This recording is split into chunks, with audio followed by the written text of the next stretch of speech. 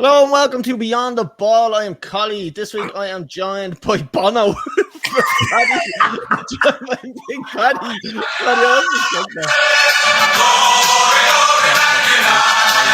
We're back, baby. I knew they're doing shit. We're gonna take down a copyright here now. Paddy. How long have I been suffering with you two fuckers being Liverpool and Chelsea supporters and like absolutely killing me season upon season? And it's only been 1 week, but you both lost and we won, so I'm going to take it all day long. Well, Liverpool drew. I'm just going to say that, but yeah, we lost the last game against Brentford 3-1. Yeah, I suppose. I think Wolves the weekend. We haven't given Connor any shit for that. Yeah. I'm talking about the league here. I'm here as well, by the way. Hello, everyone. Yeah, we have Connor as well. Yeah, lads, we're already milling each other over, and it hasn't even we haven't even kicked in past the intro yet. We're going to be chatting about the last week. Slightly depressing as a Chelsea fan. Paddy's very happy, and Connor's very lucky. So yeah, we're gonna dive into it, lads. We're gonna jump straight onto it. And we're going to go into the football review. I'm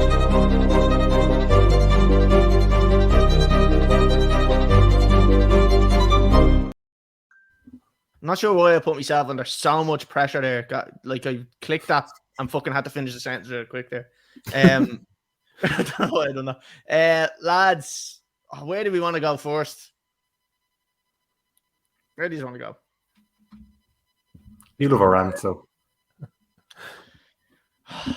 Right. I'm happy with any of them. That's okay. Oh yeah, the first match that we're looking at, Chelsea and Man City. This is the Premier League game we're talking about here. Manchester City beating Chelsea 1-0. This is the one you've done well in. Yeah, done well in. Manchester City. Yeah. The little laugh at the end. Manchester City, right now. I put up a rant about this as well, and people kept somebody in town. Oh, we only lost 1-0. We only lost 1-0. And people were happy losing 1-0 at home against Man City. Like, that's embarrassing as a Chelsea fan now. Like, we used to, the Bridge used to be a fortress, and now it's just a fucking shit show there. Like, we used like Liverpool now. Back in the day, is the history Well, look, we have recent history. That's the only thing I will say. But, lads, Man City had the worst 45 minutes of football I've ever seen them playing. And people said we played good. We didn't play good. Manchester City were absolutely fucking atrocious in that 45 minutes. So there was no Chelsea playing good, Potter having great success. Not great success. No, it was ridiculous. Great success. Why are you speaking like you're a foreigner?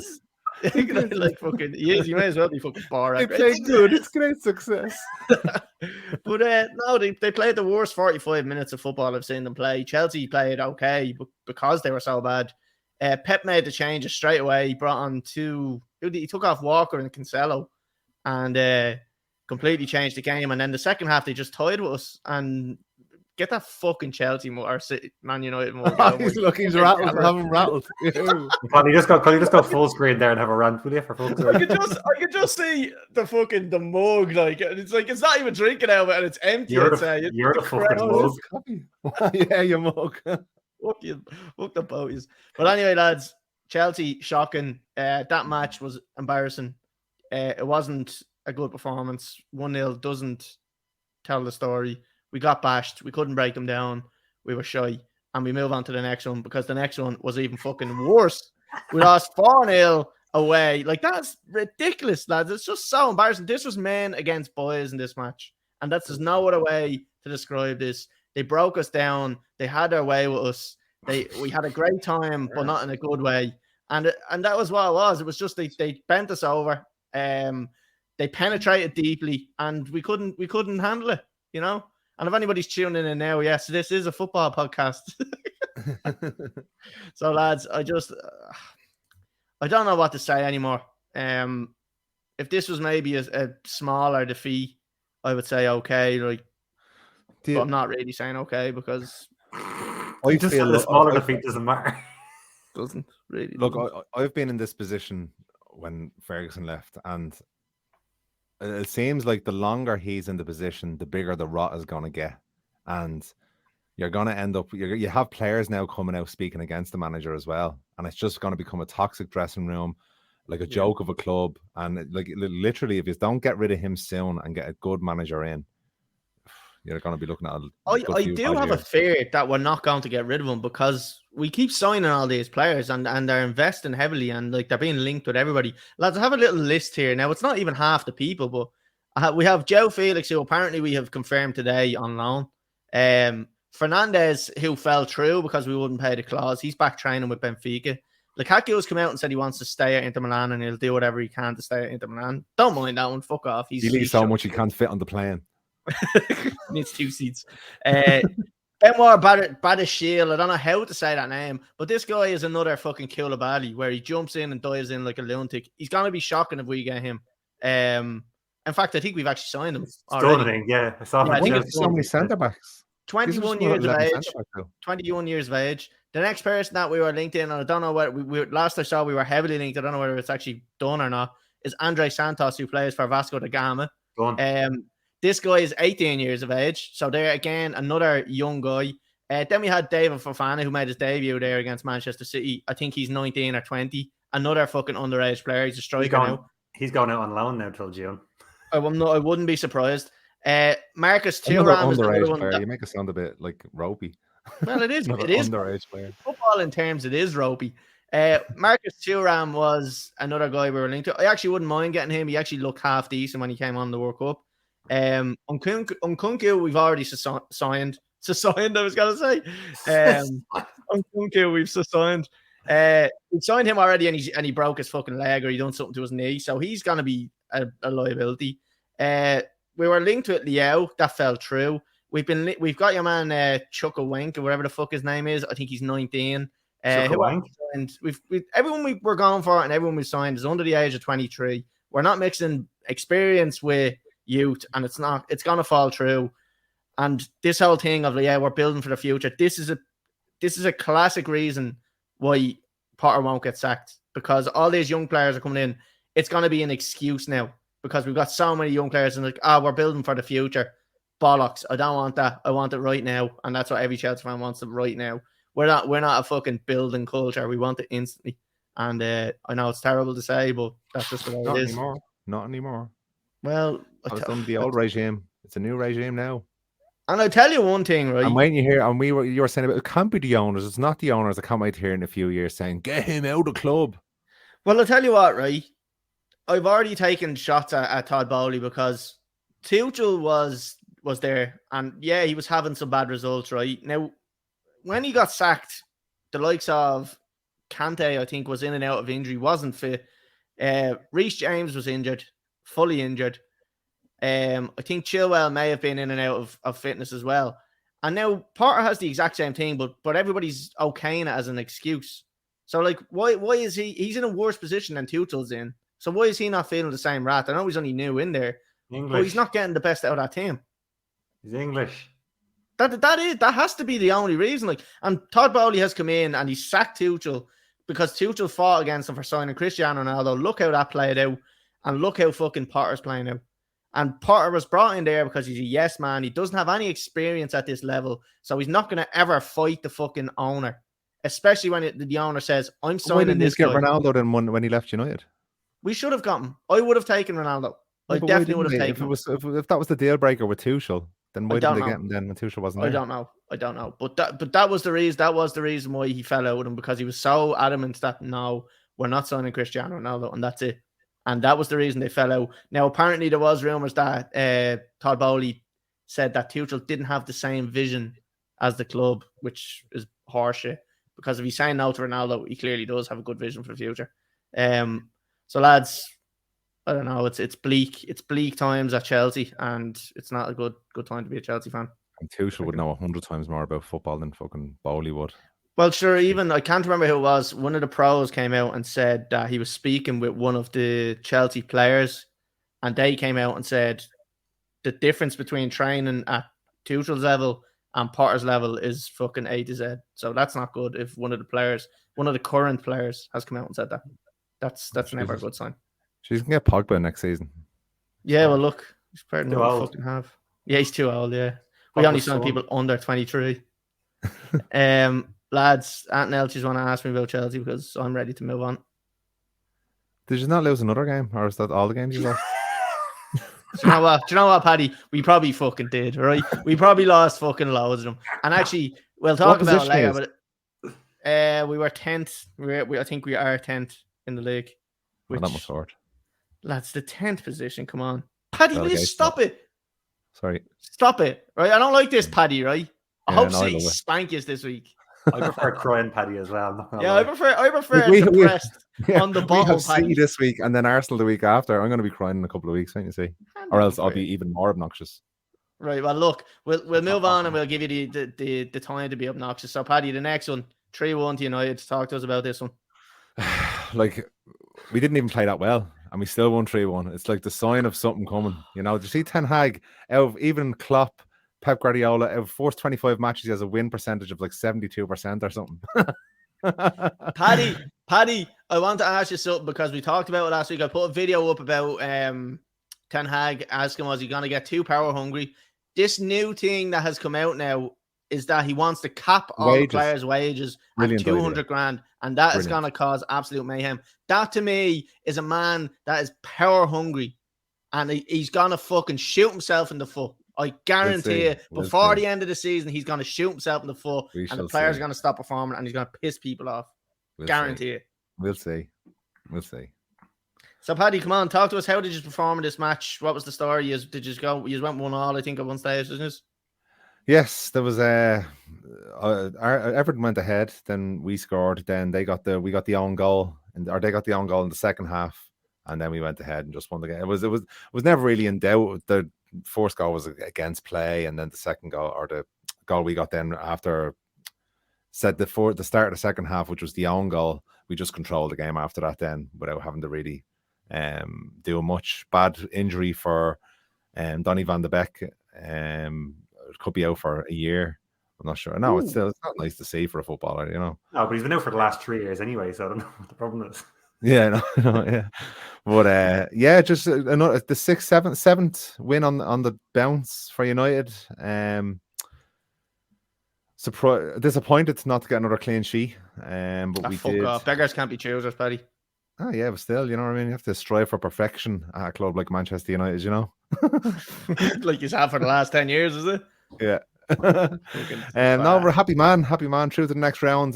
Did not want a replay. But I suppose we didn't get the replay, and then the Premier League said, "Sure, we'll give you an extra game against Crystal Palace next week to sandwich in between City and Arsenal," which was a bit of a joke. So testing 2 weeks, we'll know a lot more about United's season after the next 2 weeks. Although saying that as well, if we get these 2 games out of the way and we have another run of handy enough games, you're going to still see the teams around us, such as Tottenham, Liverpool. I wouldn't even say Chelsea now because they're not near us, but they'll all be dropping points. Sorry, Holly. Again, sorry. It's hard to hear, but the problem is I know it's true. So that's the worst part. I can hear it all day, but when I know it's true, that's the one that hurts. RC, what about City's kids lettering Chelsea? No doubt that is my brother who supports Manchester City, and it was embarrassing. It's not nice to see. Chelsea played a full team, and City had their kids out. Like it was embarrassing. Embarrassing. But I said this in the last podcast. I said that I thought City were going to lash us over in the Etihad, but you had a small chance. But I still thought you would lose in Stamford Bridge. And to be honest, Joe, I don't see us winning against anybody now. The way the current form, like the confidence in the squad is at rock bottom, and it's nearly Liverpool are only following them up now. Havertz is a handball though. That's just Chelsea season, like it's just retarded, isn't it? Like you're jumping up and like that's a goalkeeper punch right there. Like that's if a goalkeeper does that, you're saying what a punch that was. Do you know what I mean? Like that's a ridiculous one. Takes it off his head. Like Connor, actually, sorry, I know we're on United, but actually we haven't got your thoughts on Potter really. What do you think of the whole situation? I'm gonna go jump back. Yeah, I don't know. It's not his fault, I suppose. That's the manager he is. He was offered a nice job. We're not going to turn it down. You know, is he out of his depth? Yeah, probably. And the signings don't exactly inspire confidence. I think the Nkunku signing is a good one, but as you said, it's fine signing someone for 6 months' time plus probably another 1 or 2 months with an injury anyway. So it's a nice one to look forward to, but he also thought he needed to bring in someone big in January as well, just to try. Even if the results don't follow from it, it looks like he's building towards something that people wanted. It might take a little bit of heat off him, but the 3 signings that he's made, I don't know, I knew them. So, I don't know. Like the worst thing is that everyone keeps saying, "Oh, well, you know, this isn't Potter's team, and he hasn't even had a transfer window." But he doesn't have experience at this level, signing that level of player and trying to attract that level of player, and especially when they're in such a position that they're in now, where the next 4 or 5 years looks bleak for Chelsea. So how was he supposed to even attract this player? The only person he's gonna attract is the likes of Trossard and the likes of fucking McAllister and all these Brighton players that, like, Chelsea is a big step up for them, and it's a big move. And that was exactly what it was for him as well. It was a massive step up. I just don't think he's experienced enough at this level to get at him from it. Yeah, man, with that nail on the head. I don't think he even knows what his. Obviously, there's injuries there at the moment, but even if you had no injuries, I don't think he knows what his best 11 is, or what formation that best 11 plays, or who plays where in that 11. So injuries doesn't help, but he doesn't know himself, to be honest. Yeah, it's a sad state of affairs. So, Paddy, sorry, we jumped off a little bit there. I know you're crying in the background there. Anything else to add on Manchester United? Anyway. He wasn't listening. He faded out. I seen him. He faded out. He did. We were talking about United, so he was asleep. Far from crying, my friend. Far from crying. Oh no, I'm a very, very happy man. United do well. Ten Hag is the man. I'm very confident about Champions League football this season. And getting to a final at least. And anyway, I can't say we'll definitely win a cup, but we'll definitely get to a final, I think. Don't know about that, controversial. Brian Irwin, Chelsea getting rolled for Felix, no place even for him in the squad. Panic buying. It is panic buying. At least it's a half decent panic buy. I don't mind when the half. Yeah, no, we need someone like, but some money for 6 months, isn't it? Yeah, it's scandalous. Like, but 10 million plus wages. Yeah, I mean, it's like, talk about getting bent over for something like that. But look, Chelsea need to do something, because the way it's going, it's a horrendous. Like, and all you can do is try sign the best players that are available, because the fucking manager's not going to do anything about it. Paddy, anything else to add about United before we move on to Liverpool? No, work away. Okay, Connor, talk to me. liVARpool. Talk to me about the situation. We seen it, but forget about the offside rule. What's the fucking story with there being no camera angles at Anfield? Can you just explain that one, please? We were playing golf yesterday, and we were talking about it as well. The fact that Sheffield Wednesday beat Newcastle, with both of their goals being offside, because there's no VAR in Hillsborough. It's on-field decisions, and they get away with it. And then you go to the grounds where they have VAR, and they can't even see all 22 players. Like, a bare minimum, VAR should be able to see every player on the pitch as a minimum. Like, scandalous. Or at least see the whole pitch. And if a player is off the pitch, fine, you might miss him, but it should be able to see the whole pitch. Like, even if it's not in line with the player, or if it's not in line and it's off, we can actually just see where players are. But like, we were even saying like that, like, that's in the corner. Like, that's coming from a corner. It came from there. The most activity is in the corner, or it's like from that corner across the box. That's where you're going to get most of the activity from. And he still didn't have a fucking camera to pick that up. Scandalous, because now we're like, VAR's supposed to cut all this out, and they were back on the word of the linesman. And it's even worse because we can't see what the linesman saw.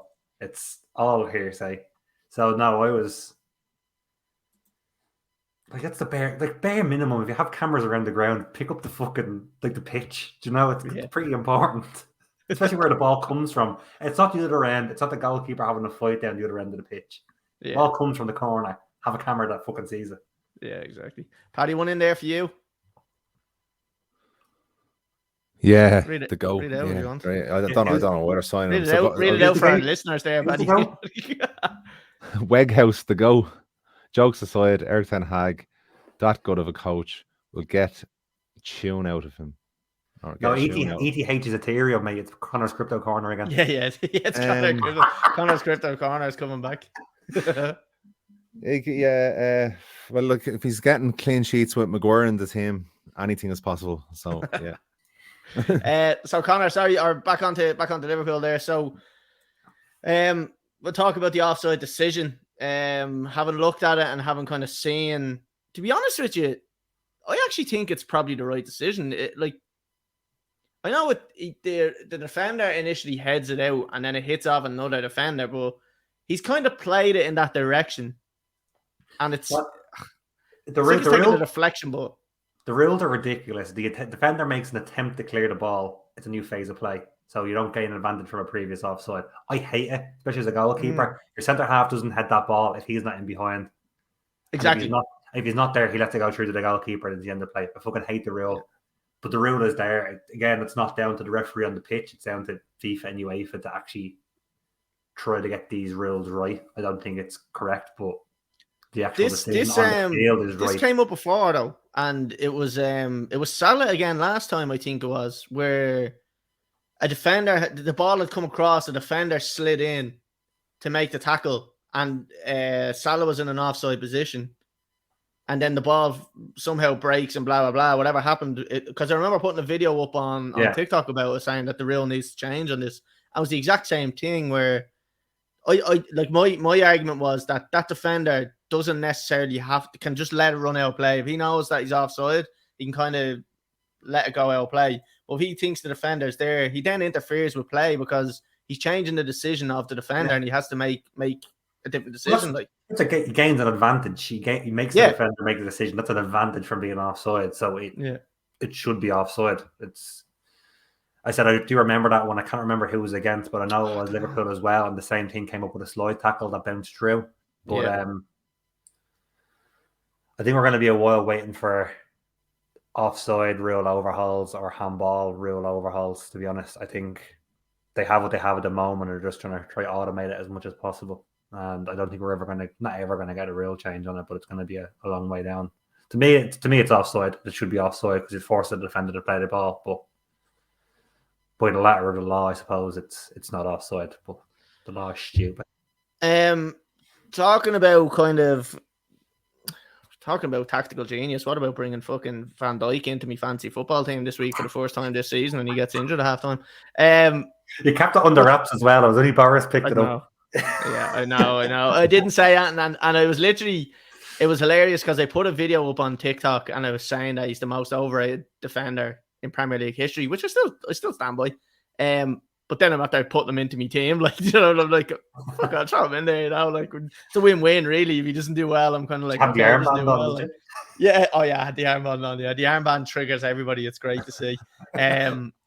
So Connor, recently, like Liverpool have really been struggling to keep clean sheets, and I put up a thing there, another triggering video for Liverpool fans about Ederson and Alisson.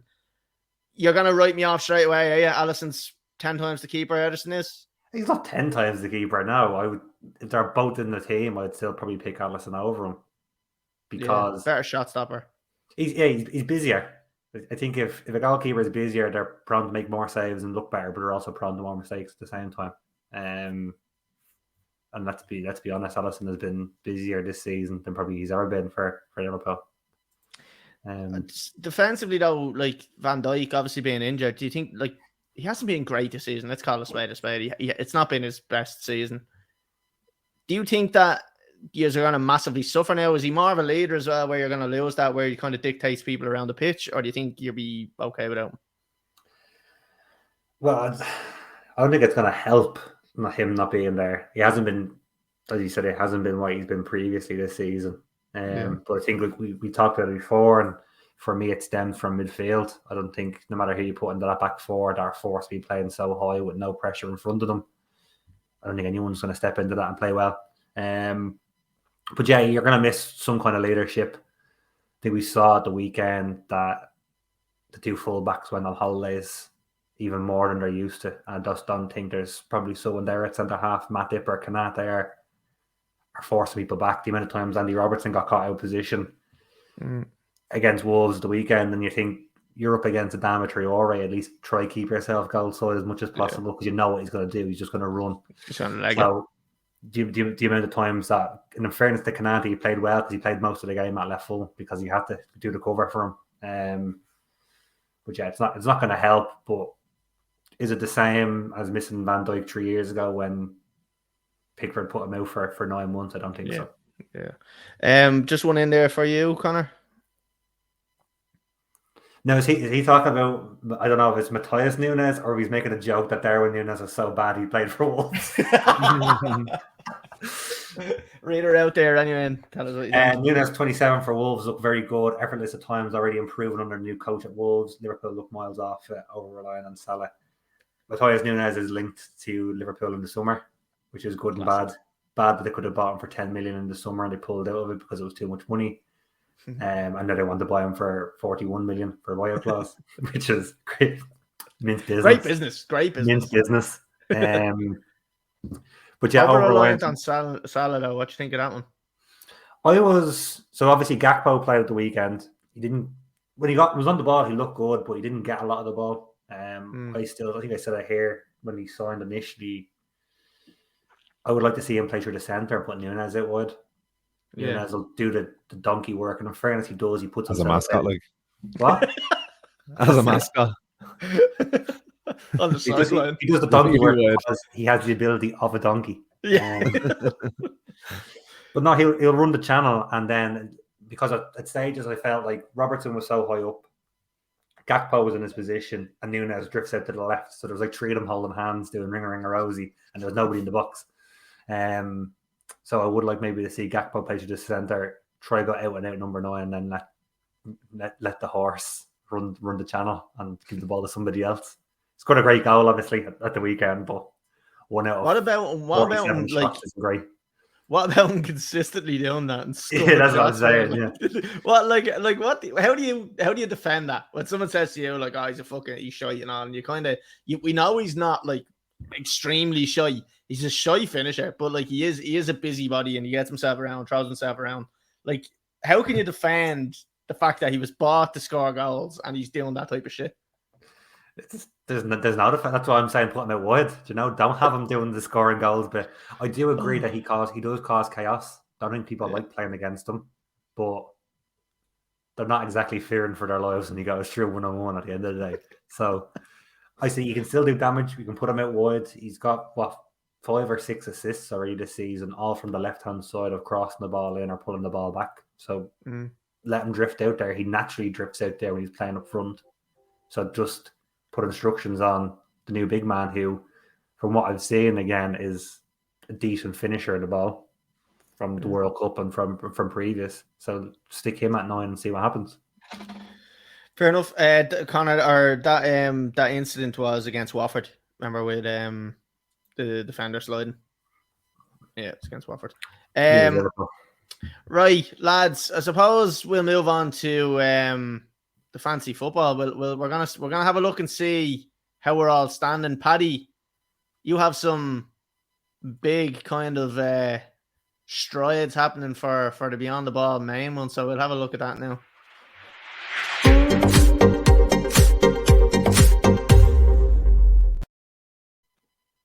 As you cut me off there, I'm just winning all over the place this week. Yeah, well, I cut you off on purpose because I knew you were going to fucking say that. Right, lads, I'll go through the fancy football teams. We'll see how we done this week, and we will have a quick look at the league as well to get an update. So I got 59 points. The average was 43, so not a bad week for me, lads. I do still have Kepa to play against Fulham away. Not holding any hopes for a clean sheet there. As you can see, I have Van Dijk in there, who, let's be honest, not the best substitution in the world to bring in. Went off injured at halftime, so I got a big fat 0 for that. I have Trippier and I have White there, so 7 and 8 between them, which was good. Almiron, 2 points. I don't know if he's been scoring that many since after the World Cup, has he? I don't fucking think so. I had Rashford as captain. Paddy, are you proud of me with that one? Yeah, smart move. Yeah, fun to see a bit of sense. Salah 2 points, Martinelli 2, and then I have Andreas Pereira, who has 1 point, but he still has to play Chelsea, so you'll probably get another 8. And then I have Kane up top, who got 16, and Haaland, who got 2. On the bench, I have Edward, Williams, and Dalot. Dalot played a full match. or has he come back? No, he came back. He'll be playing now Okay. from now on. Right, grand. Right, we'll have a look at Paddy's team now. I'll Actually, go to we'll have a me look and at let Paddy have the glory. Yeah, we'll have a look at Connor. 64. Oh, that fucking hell! Right, I'm talk us through rejected. it. Yeah, sure. Scroll down. Oh, Nick Pope. Yeah, what a shout that was. Click on that 10. Did he save a penalty? Oh, he saved a penalty, did he? No, he didn't. Just made some saves. Clean sheet and then some bonus points. Fair play to him. Connor Cody got me 0 deadly. Fabian Schär obviously with the clean sheet then as well. Cancelo came off at half time. Salibia, clean sheet, what Arsenal do best. Kevin De Bruyne, 3 points. Oh, there's where my points came from. Almiron did nothing. Fuck him. Trossard out. Harry Kane. I think was that 2 or was that a hat trick? It was 2, wasn't it? Two, I believe. 2 and an assist. 2 goals and an assist. Yeah, he was ruthless in the end actually. So fair play to Harry. Looks like he's back scoring. Delighted I left him as captain for the last couple of weeks. I think Trossard will be out again, or he didn't get a yellow, or he didn't. He didn't play. So Pereira's going to be coming. Pereira's come in then for the 1 plus the 8 against Chelsea. Plus and, the 8 against Chelsea. That'll be a nice week. Yeah, fair play. That was a good scoring week. Paddy, talk to me here. 73. It's your age, Paddy, isn't it? Huh? Yeah. Ederson in goal, got 8 points. Trippier, very reliable as a defender. Gets you the points every week. Castagna, I brought him in because it was the only money I had left when I made a couple of changes in the rest of the squad because I brought Son in.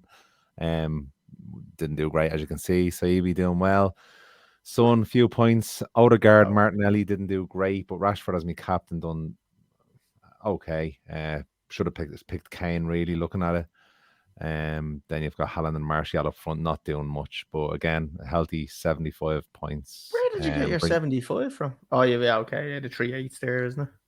Did you say you brought Son in and he didn't really do much and he has 8 points? No, he was talking about Castagna. I was thinking the same thing. Yeah, right. Yeah, I was thinking the same thing, and then he said it, yeah. But yeah, so big moves since the restart after the World Cup. So I think in our one, we moved from 50 to 17th, and I'm starting to pull away in our one as well. So well, let's have a look. Let's have a look at our table actually, because you're sitting on top with 1,101 points. I'm 1,054, and Connor's behind with 963.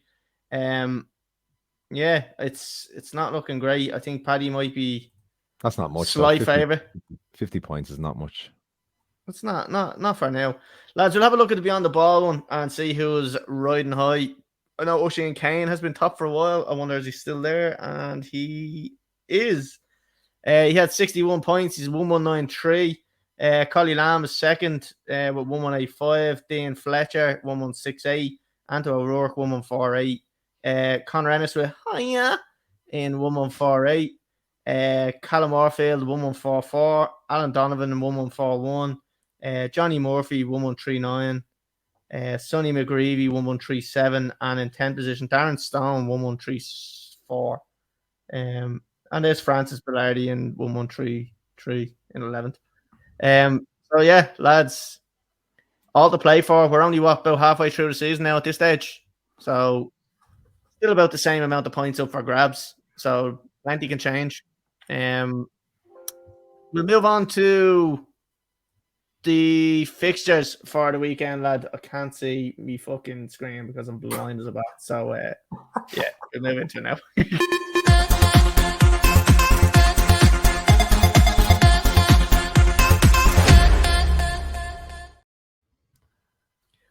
I need to move that fucking video because I have it buried down the bottom. It's gone back up to the top. That was. Yeah. Right, lads. First game is Fulham and Chelsea, for fuck's sake. Chelsea are away. Fulham are at home. Are shy. Inspirational. Do you know what, lads? Is this a terrible thing to say? I hope Chelsea lose this match. Is that a terrible thing for me to say? Yeah. Is it? Because I don't think he'll lose his job. I don't think it'll be I don't think he'll still be there after it. But this one has potential for us to lose the job if we get spanked. I think. No, I don't think. I think he'll still see the season out. But if you finish 10th, I think he will lose his job. Do you see? Would you accept why do finishing we wait 10th that and long? nothing, Collie? What? Would you accept finishing 10th this season and winning nothing for him to get the sack? No. I want to sack him now and finish. No, that's not an option. That's not an option. Well, then I don't have a choice, do I? Well, would you rather him do well in the meantime and maybe get to 4th or 5th, or would you rather him just plummet? Well, I'd rather him get 4th and then get sacked. But he won't get sacked if he gets 4th. But no, look at the heartbreaking thing is just the fact that we're going to be in. I'm saying we're going to be in Europa as if like we're going to get Europa. We're not getting Europa. Like we're going to be in fucking the conference if even. We probably won't have any European football at this stage. Celtic. And of course Celtic. But like, I don't know, lads. I just think that if we lose 3 games in a row, I think we have this one and then we have Palace. If we lost both of them games, to me, that's there's no return from that. And I think the Chelsea fans are already on the case because did you see them singing Thomas Tuchel's name at the last match against City? When we were 3-0 down, they start singing, "We've got Super Tommy Tuchel," which is sad to see, but it's also great because that shows me that the fans are now getting pissed off and are going to start voicing their opinion, which I need them to do. So if you're a Chelsea fan, go on to Stamford Bridge, voice your opinion, please. And make sure it's the same opinion as me. Lads, what score do we see this match being, Connor? Part of the bounce back 2-0 Chelsea. Who's fit? Shit. Conor Gallagher, because I don't know if anyone else is fit or not. Yeah, okay. Paddy, what do you think? 2-2. Scorer? Pereira is going to get the first one. Lads, what do I do? See, what do I do here now? Do I say Chelsea are going to win? And if they do win, I look deadly. And if they don't win, I get what I want. You won't look deadly either way, so just say whatever. I'm going to say 2-1. I'm going to just start this as if like it's a fresh thing. Lads, I'm very confident. 2-1 to Chelsea. And I'm going to say Pulisic to score. Oh no, he's injured, isn't he? Fuck, I'm going to have to do that again. Start again. I'll do it again. What do you mean live? We're live, yeah. Lads, very confident about this one. 2-1 win for Chelsea. Bounce back, Potter's class. Always said it. And it's going to be a Thiago Silva header. And 2-1 Chelsea. Gianluca Vialli. Oh, lads, what a legend. I'm sorry, he was one of my favourite footballers fucking growing up and he died. I know it's fucking wasn't a great way to say it there, but like one of the reasons, actually, one of my favourite players, like the main reason I supported Chelsea is because of Ruud Gullit, and then him and Vialli always had this kind of connection. I think he gave John Terry his debut. Am I right in saying that? You should know. He's your idol. He gave someone their debut. I can't remember who the fuck it was. But yeah, what a legend Vialli was. I was sad when I seen the news. So we'll move off that, lads. First start crying and on to the next one, Paddy. Man City versus Manchester United. I know I said that the wrong way around, but United are at home. How do you see this one going? I think United will win it. Just win it. Big statement. I'm going to go for a 2-1 win. And I'm going to go for Haaland to score first. Oh, you get a nice little scorecast on that one, wouldn't you? Connor, what do you think is going to happen in this match?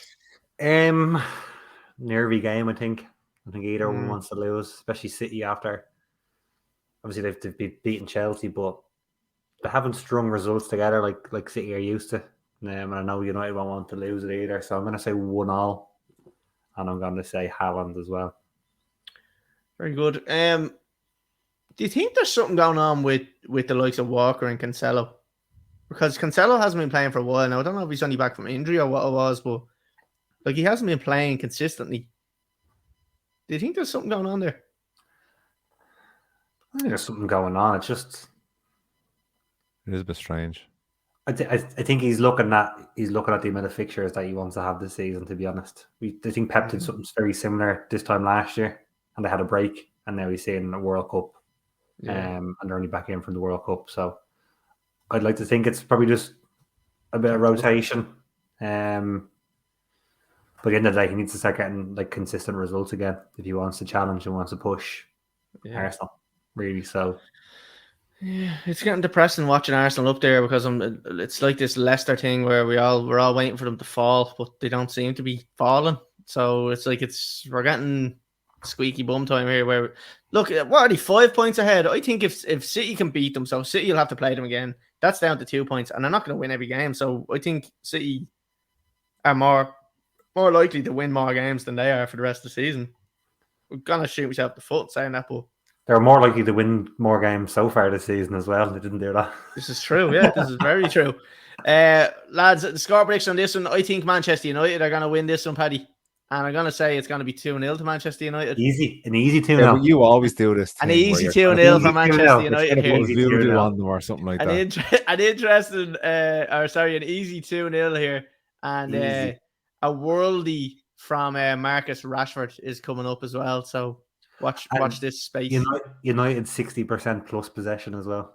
Yeah, United are going to dominate possession. Martinez is going to have the game of his life against Haaland. He's going to beat him in every single. We're going to lose, okay? He's going to beat him in every single aerial battle that's available, and it's going to be great. That is actually a battle I'm looking forward to seeing. To be fair, right, next one, lads. Brighton and Liverpool. Connor, what do you think? I would love to say Liverpool 1-0, but they're not keeping a clean sheet. Let's be real here. So it's not going to be a clean sheet. I think Liverpool only win if they'll start 2 goals down and they need to score, but they basically need to go into this game and score 3 goals to win, I think. And I think they're going to do that. So I'm going to say 3-2 Liverpool and the horse. Ooh, the horse. Back on the horse. Paddy, what do you think? I think they're going to get beaten 2-0. I know, do you know what, Paddy, right? I hate when United are winning. You're just a smug individual, and the smile on your face now just says it all. It's just disgusting. Your face. Hold on, look, I'm just giving my expert opinion here. If you look at my fantasy football position, I do know a bit about football. You know what I'm saying? 17th. Yeah. Fourth in our league. Fourth out of us 3, motherfucker. Well, motherfucker. Okay. I'm just so actually, I wanted to ask you earlier on when you were talking about Liverpool. Motherfucker. So when is Klopp going? Or when do you think he should go? On his holidays. Usually the break is in like April or so. Oh, come on. Go away for a week. What a fall from grace this season. And it doesn't look like there's any upturn, and he's just giving excuses. Like, how long do you give it? So I'm not trying to wind you up. He's playing very bad this season. You said Brighton 2-0, and Liverpool have scored a goal in their last 25 games. Okay. That means nothing to me. On your recent form, I'm still going to say 2-0. Okay. Hold on, Connor, right? Because you're dodging that question. How bad can we let this get for Klopp? He doesn't get sacked at all, does he? I think he does eventually, but I wouldn't put them out of it. They lost against Brentford last week, fine. They were unbeaten in 8 before that. They drew in the cup at the weekend. They're still in the cup. So, and I suppose if Liverpool are selling up, why would they sack the manager? Because they'd have to buy out his contract then, needlessly. I'd say it's a lot of money as well. Yeah, it is. To buy out, and it is needless. They're saying that what I did love was when they played against Wolves, he did wear a New York Yankees hat. Oh, for fuck's sake. So maybe the owners want him out of the club now at this stage. But I just thought that was a nice fuck you. That's absolute shit house. Yeah, that's fine. I actually respect the shit out of him for that. Right, did we all give score predictions on this match? Yeah. Did you? Okay. I'm going to say a nice, easy 2-1 win for Liverpool. Yeah, and Gakpo with the score. Gakpo. Right, lads, the last one of the week is another Chelsea match. Fuck's sake. Chelsea games. Fucking It's like 4 Christmas Chelsea again. games we've had to talk about Yeah. tonight. It's like Christmas. Chelsea and Palace, lads. I'm just going to jump in there. I'm going to say 1-0. Chelsea aren't going to win. And Raheem the Dream. No, he's injured. He's injured, yeah. Mason Mount to score. Paddy, what do you think? I'm gonna go for a 0-0 draw. Yeah. Not surprised. Excuse me. And Connor? Sorry, what did you say for Chelsea's other game, Collie? The Fulham. 2-1 to Chelsea, proudly. Oh, so they're getting points out of. Okay. Oh yeah. Yeah. Okay. I will say 2-0 Chelsea. And Interesting. Havertz. Interesting, but wrong. Oh, it's so fucking lads. I don't know how long I can keep going doing this podcast when I'm looking at Paddy's fucking stupid smile. Every time I look at the screen, I just see Paddy's face. And Paddy's camera this week makes him have extra rosy cheeks as well, which makes him look really happy. Yeah. I think feel we like should Sandy. I think we should maybe give the podcast a break until United are shit again. So maybe 2 or 3 weeks. Maybe 2 or 3 weeks before Ten Hag shoots himself in the foot with the power hungry. Yeah, because he's a control freak. Yeah, he is. He's a fucking the only thing he control can freak. pick at, like that shows how good we are at the moment. Hold on a second now. Harry Maguire is always content. All right, so don't say I have nothing to last pick time at. he started. Nah, fuck. Yeah, but you also passed it to the corner flag. Still clean sheet.